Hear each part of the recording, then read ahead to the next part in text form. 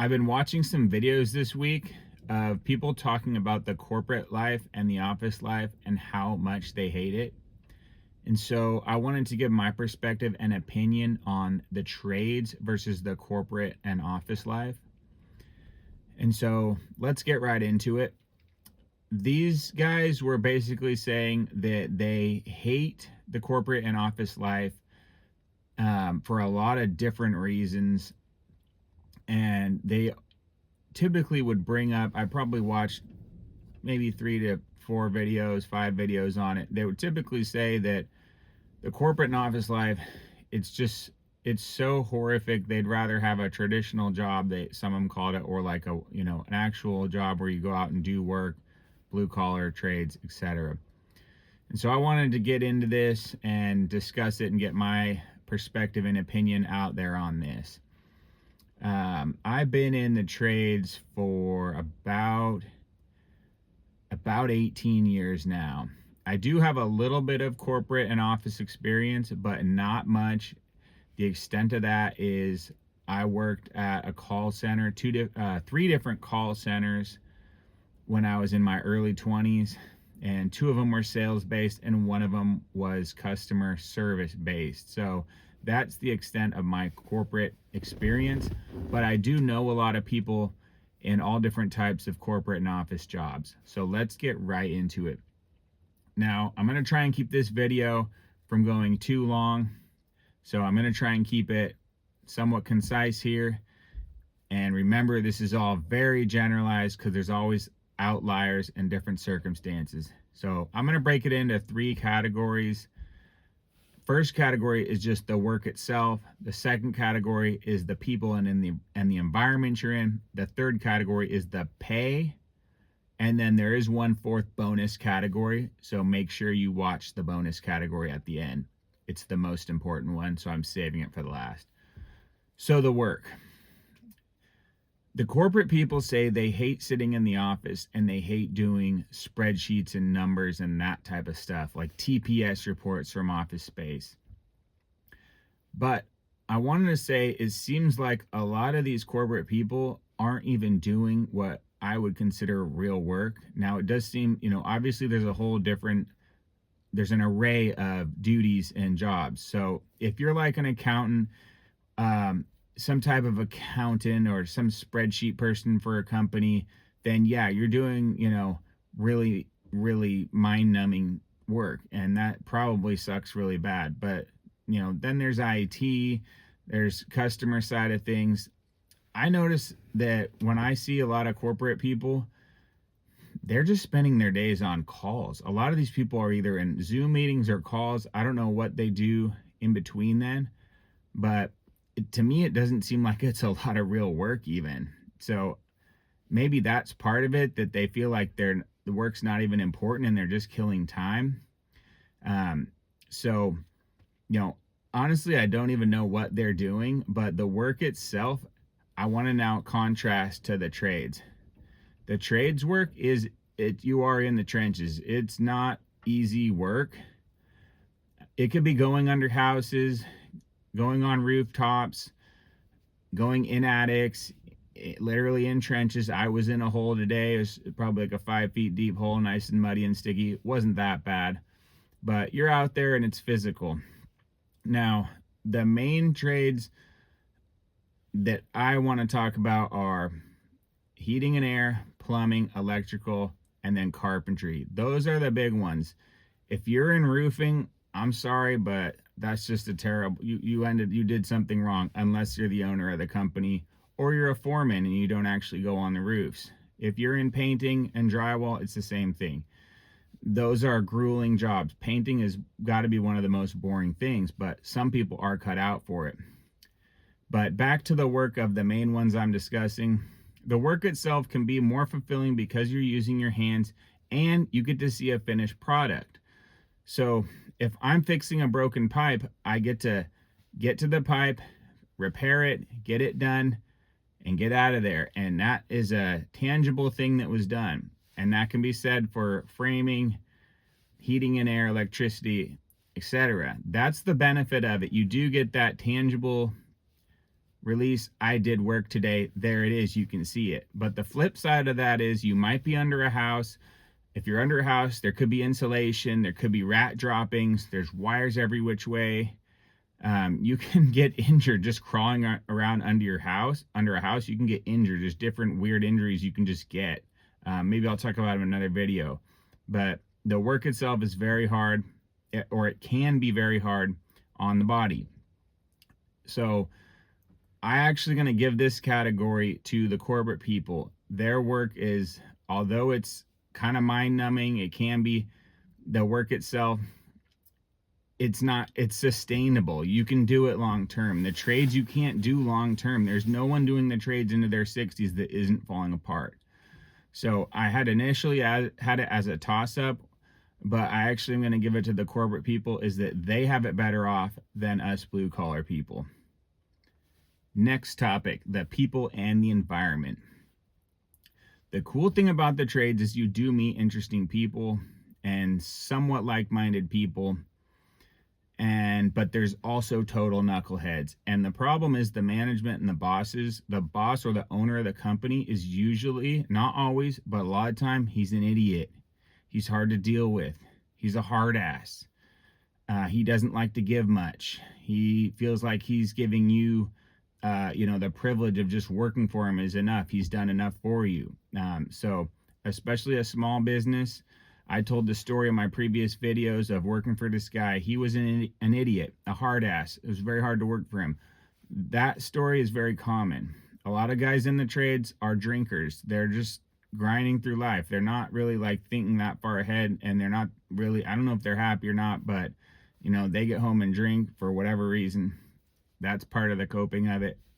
They have their reasons, but you do run into really cool people too. And so on average, the average blue collar guy is actually a pretty decent person and pretty cool that, you could hang out with them and have a beer with them. But there's also a lower end of it where it's like, geez, you guys, like, it's just dingy. So that aspect's cool. And then you also deal with customers. Depending on what field you're in, you're going to deal with customers, unless you're just like a newer construction guy or some type of job like that, where you only report to like a project manager or a like foreman. Other than that, like if you're in a service type, you're going to deal with customers. They can be pretty bad. Most of them aren't too bad, but they can get pretty weird. The environment. When you're in the trades, you're looking in my office right now. I spend a lot of my day in this van driving around. I'll write invoices in here. I'll take calls in here to, keep on track. And I'll eat my lunch in here a lot of the times. I'll pick up food from somewhere and sit in here and eat it because I don't necessarily want to sit around someone else, or I want to look at my phone while I eat or listen to a video or whatever. So I'm in here a lot and I drive a lot. Now, I like that because I don't want to be stuck in one place all day. And so I don't really mind it. It does sometimes get annoying if you've driven like 80 miles, 100 miles for the day. You're just driving back and forth and back and forth. That can kind of wear you down sometimes. But in general, it's nice to be moving around and not stuck in one place. And most of these, a lot of these trades, you're going to be outdoors, or at least in and out, and, not constricted to a chair or a desk. So that's one of the biggest benefits for me in this field. You're not stuck in one place. You're not stuck in a desk. You get to see the outdoors. You get to be out in the sunshine. That can be a two-edged sword if it's the middle of August and it's 95 degrees and the sun's blasting down on you and you have to work. There's no way to get shade up. And for whatever reason, the work you're doing, you can't go in the shade. So that can be a two-edged sword. The environment for corporate, obviously, is pretty terrible. And that seems to be a big problem people have with it. You're stuck under neon lighting. You may be in a cubicle. You may be even worse than a cubicle, an open floor plan. I've worked in cubicles before, and it's not actually that bad. It's kind of cozy. You've got your own space. No one can really peer in on you. Yeah, they can walk by here and there. But yeah, when I worked at this call center, it was super slow at the holidays, and I was just browsing cool websites back in the early 2000s. Let me know if you remember, but the websites were way cooler back then. There was a bunch of homemade kind of sort of like organic websites of like people just putting out random different things, and the internet was just a cooler place back then. So yeah, Cubicles, not all that bad. But then if you're stuck there, that's the problem. If you're in an open floor plan, everyone can see what you're doing. You have no sense of privacy, especially if you're more introverted. That can't feel good.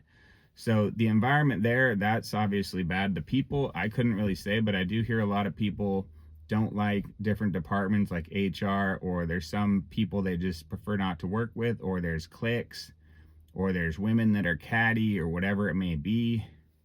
And so that's, you know, it's going to be more middle to upper middle class people making more money in the corporate. And then, you know, just generally the blue collar is going to have more, you know, this is working class. These are, you know, they're not the same. They're not always the same. They can be, but these can be like more blue collar people. Just leave it at that. You know what that means. So the one thing about the corporate people is a lot of them work from home. So obviously that doesn't even include this. That's a whole different thing. So they're already winning if they're working from home. I know a guy, a friend I grew up with, and he's working IT or something, or some kind of engineer for the computer engineer or whatever for the company, for a tech company.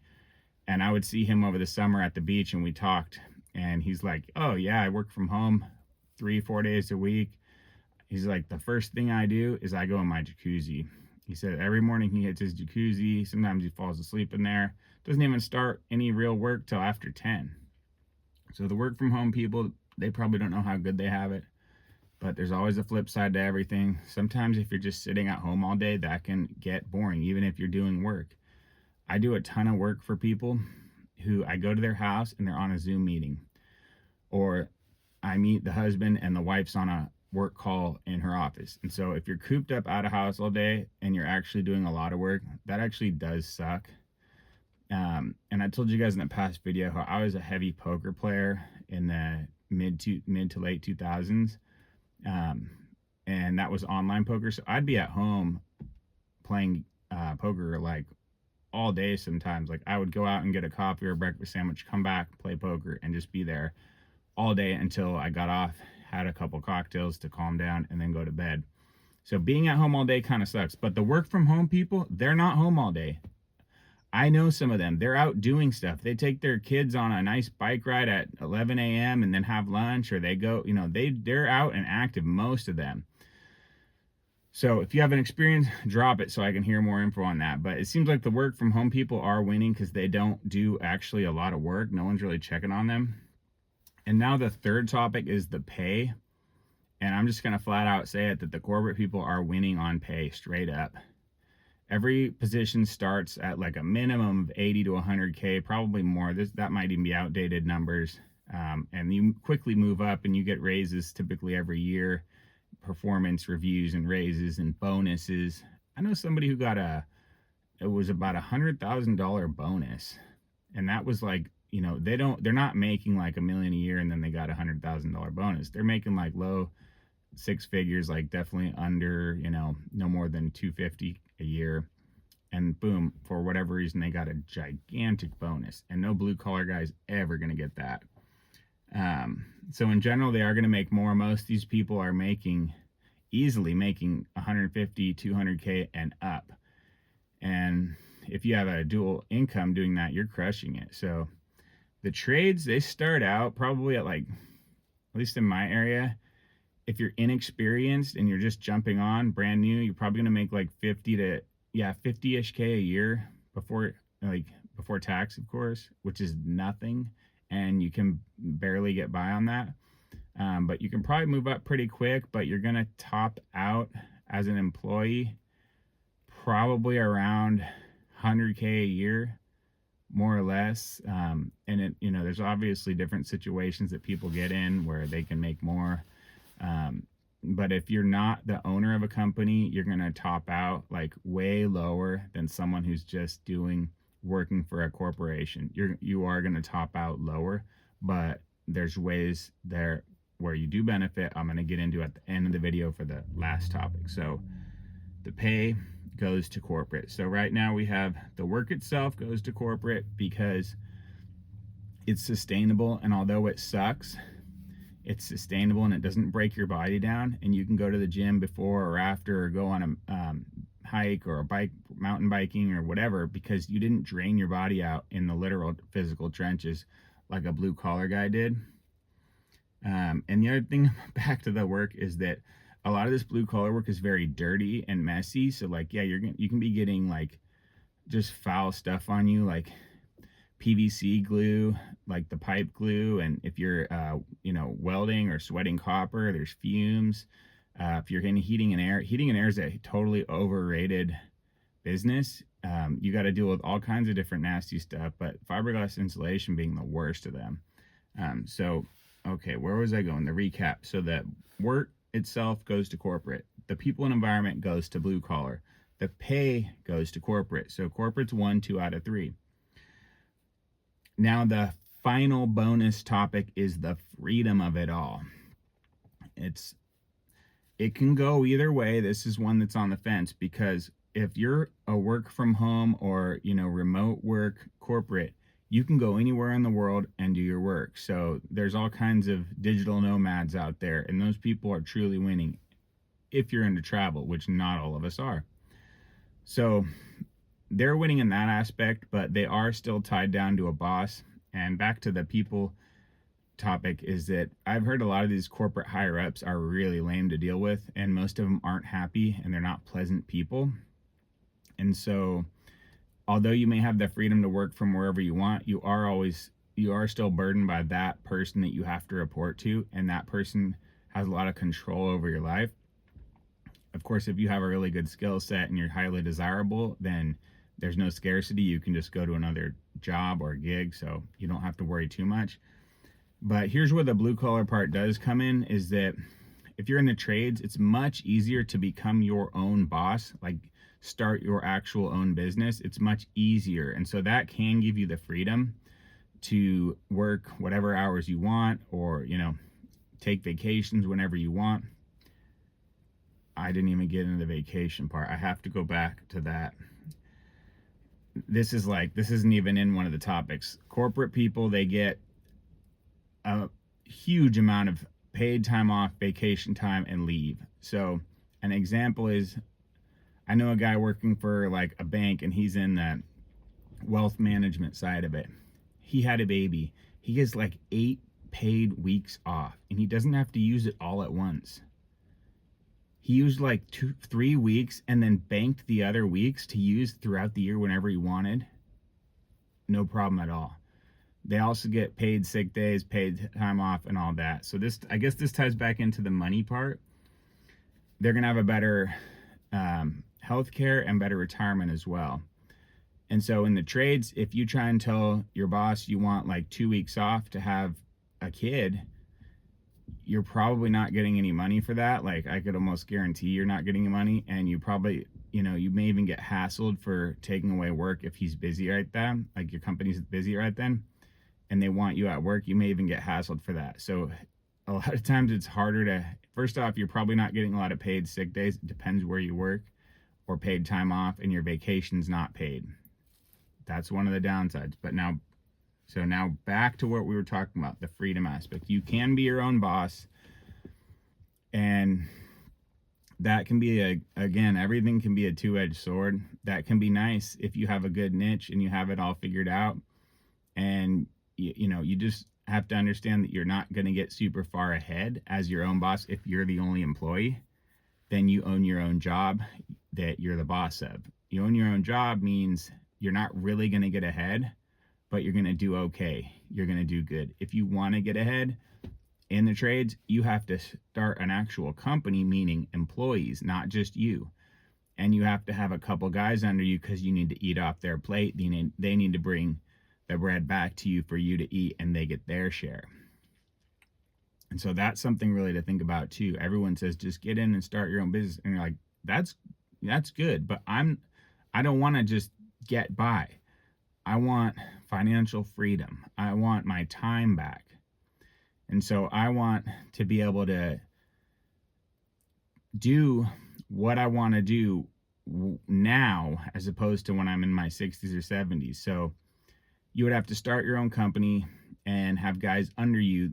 The problem is finding those guys is very hard. But if you can find them, then they go to work, bring you back money, and you don't have to work as much. I know an electrician, he has 2 or 3 guys under him, and he gets them set up, and then he kind of does what he wants to do, and they check out at the end of the day. So he's not working all that hard. And he takes long vacations, and they just work and they check in. So it's kind of like the same with the corporate, though. The corporate person who's doing digital nomad, they're tied into their higher ups. They can't get away from them. Well, if you're in the trades and you want to take a 6-week leave to go road trip around the country, you're still going to be tied to your phone. Your phone is going to own you, because the calls from your employees and the calls from customers or whoever, there's a price to pay for everything. So I want to wrap it up there, because it's getting a little long-winded, and I'm trying to keep it concise, trying to keep it from going all over the place. So I hope this brought some value to you guys. Thanks a lot for watching. See ya.